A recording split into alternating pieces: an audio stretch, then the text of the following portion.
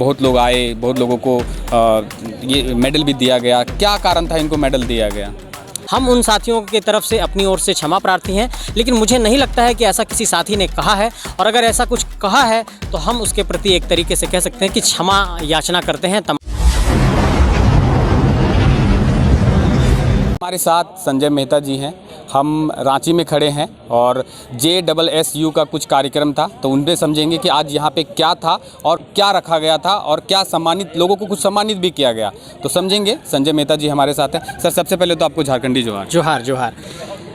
ये क्या था JSSU का जो अभी आज कार्यक्रम था? बहुत लोग आए, बहुत लोगों को ये मेडल भी दिया गया। क्या कारण था इनको मेडल दिया गया?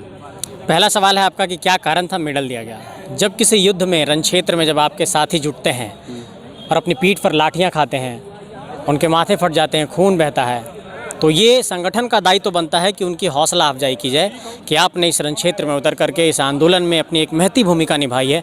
तो एक तरीके से हम लोगों ने उनके कॉन्फिडेंस को एक तरीके से बढ़ाने का काम किया, उनके एक तरीके से मेहनत को, उनके संघर्ष को हम लोगों ने रिकॉग्नाइज किया है और उनको सम्मानित करने का काम किया है कि आप हमारे मजबूत साथी हैं और आपके बल पर ये आंदोलन आगे बढ़ा है, इसलिए आज मेडल दे करके उनको सम्मानित किया गया।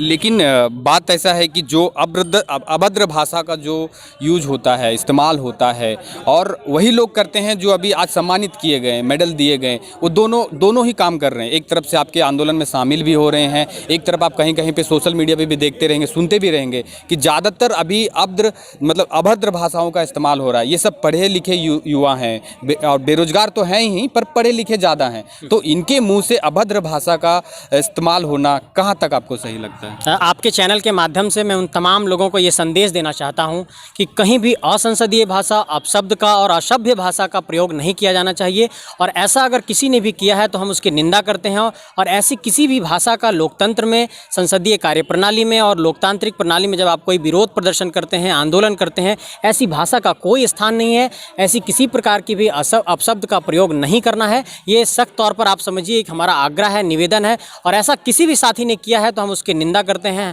हम उन साथियों की तरफ से अपनी ओर से क्षमा प्रार्थी हैं, लेकिन मुझे नहीं लगता है कि ऐसा किसी साथी ने कहा है, और अगर ऐसा कुछ कहा है तो हम उसके प्रति एक तरीके से कह सकते हैं कि क्षमा याचना करते हैं तमाम लोगों से। ये कुछ गलतियां हो गई होंगी, लोग आक्रोश में हैं, झारखंड के लोग काफ़ी निराशा में हैं, कभी कभी फ्रस्ट्रेशन में हतोत्साहित होकर के कुछ शब्द निकल गया होगा, लेकिन हम लोगों का इंटेंशन बहुत प्योर है।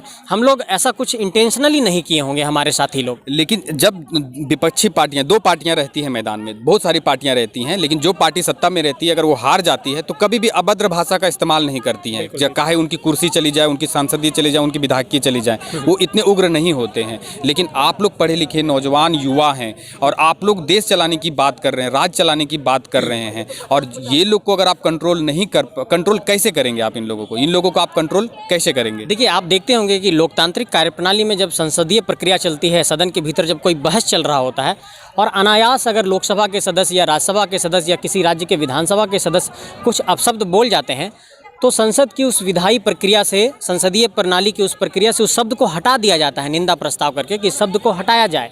ठीक उसी तरीके से हम लोगों की लड़ाई बिल्कुल संवैधानिक और लोकतांत्रिक है।